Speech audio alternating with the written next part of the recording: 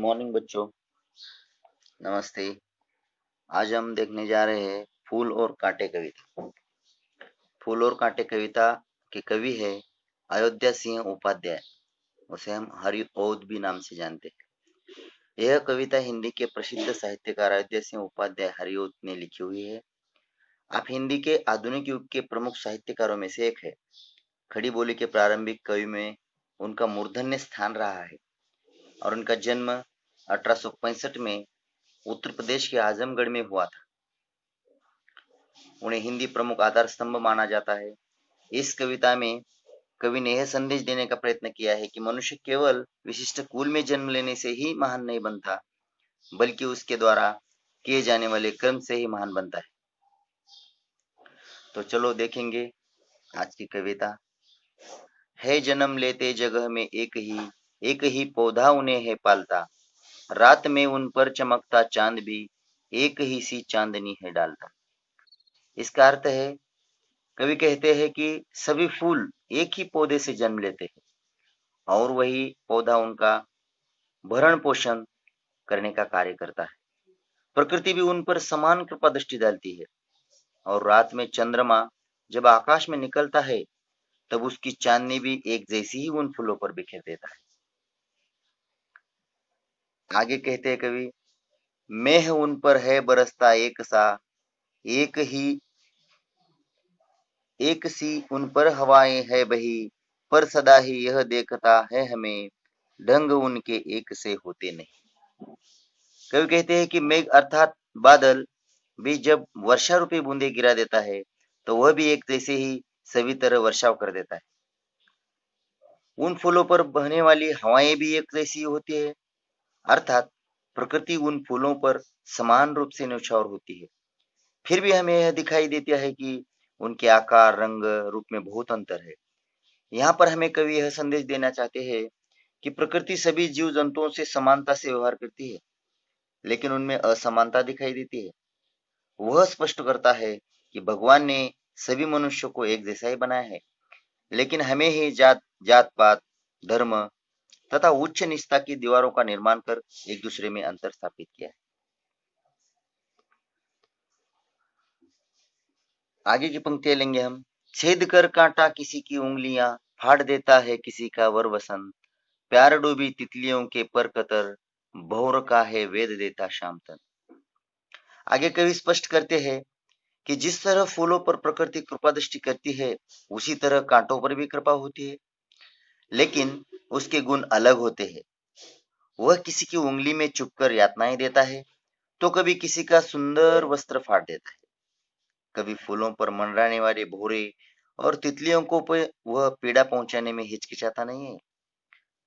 वह फूलों के प्रेम में डूबी तितलियां जो फूल के आसपास मंडराती रहती है, उनके पंख काट देता है, तो कभी भौरे के कोमल शरीर को छेद देता है। यहाँ पर कांटा इन जीवों पर पीड़ा या कष्ट पहुंचाने का कार्य करता दिखाई देता है। फूल लेकर तितलियों को गोद में, भौर को अपना अनूठा रस पिला, निज सुगंध और निराले रंग से, है सदा देता कली जी की खिला। उसी जगह फूल है जो तितलियों को अपनी गोद में लेकर उन्हें अपार स्नेह देने का कार्य करता है।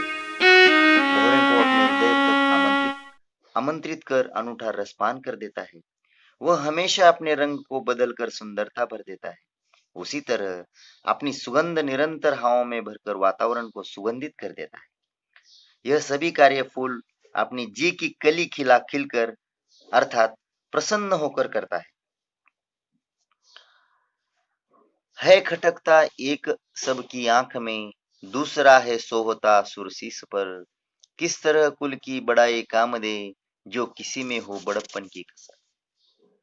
कवि ने अंतिम पद में इन दोनों की तुलना करते हुए कहा है कि एक कांटा है जो सबकी आंखों में खटकता रहता है, अर्थात अच्छा लगता नहीं है किसी को भी। उसी तरह फूल जितना मोहित कर देता है कि वह देवताओं के सिर पर सुशोभित हो जाता है। कांटा और फूल एक ही पौधे पे होते हैं, लेकिन कांटा सबकी आंखों में खटकता है, किसी को अच्छा नहीं लगता, लेकिन फूल जो है वो सबको मोहित कर देता है, देवताओं के सिर पर भी सुशोभित होने का सम्मान उसे ही प्राप्त होता है। यहाँ कवि स्पष्ट कहते हैं कि हमें अपनी फूल की महानता या बड़ाई कोई काम में नहीं आती, बल्कि वो अपना मन दूसरों के प्रति व्यापक कर देता है। दूसरों को अपार स्नेह से उनके मन को सुख पहुंचाता है, उससे पसंद किया जाता है, उसी को अपने साथ रखने में सभी को खुशी मिलती है। कवि ने यह स्पष्ट किया है कि आपने किसी कुल में अर्थात किस घराने में अथवा जाति में धर्म में जन्म लिया है, इससे आप अनायास ही महान नहीं बन सकते, बल्कि आप जिस तरह से कर्म करेंगे उसी तरह से आपको याद किया जाएगा। आपने सत्कर्म आपको सफल व्यक्ति बना देते हैं, वहीं पर दुष्कर्म आपको समाज में बुरा बना देते हैं, आप हीन हो जाते हैं। यहाँ कर्ण की महानता को व्यक्त करना ही कवि का एक मुख्य उद्देश्य रहा है। कवि ने यहाँ पर प्रकृति द्वारा निर्मित फूल कांटे के उदाहरण के माध्यम से ये बताया है कि फूल सुगंध फैलाने का तथा तितलियों और भौरों को अपना रस पिलाने का कार्य कर रहा है। वह खुश होकर परोपकार भाव से यह कार्य करता है, इसलिए उसे देवताओं के सिर पर ही सवार होने का अवसर मिलता है, सुशोभित होने का अवसर मिलता है। उसी तरह कांटा दूसरों को वेदना पीड़ा देने का ही कार्य करता है, इसलिए वह सबकी आंखों में खटकता है। किसी को भी वो कांटा पसंद नहीं, बस कि कोई भी इस कांटे को पसंद नहीं करता। उसी तरह उच्च कुल अथवा कनिष्ठ जाति में जन्म लिए व्यक्ति अपेक्षा लोगों को सत्कार्य करने वाले व्यक्ति अच्छे लगते हैं। यह इस कविता से हमने सीखा है, इस कविता से हमने पढ़ा है। तो आगे मैंने समझा यहाँ पे आपको कविता का क्या अर्थ समझ में आया, यह लिखना है। शब्द वाटिका के शब्द हमें पठन करने हैं और फिर इसका जो स्वाध्याय दिया हुआ है वो स्वाध्याय भी हमें पूरा करना है। और इस कविता से कम 10 प्रश्न आपको निकालने हैं और 10 प्रश्नों के उत्तर एक वाक्य में लिखने हैं। इसका स्वाध्याय आपके समझ में आया होगा। धन्यवाद।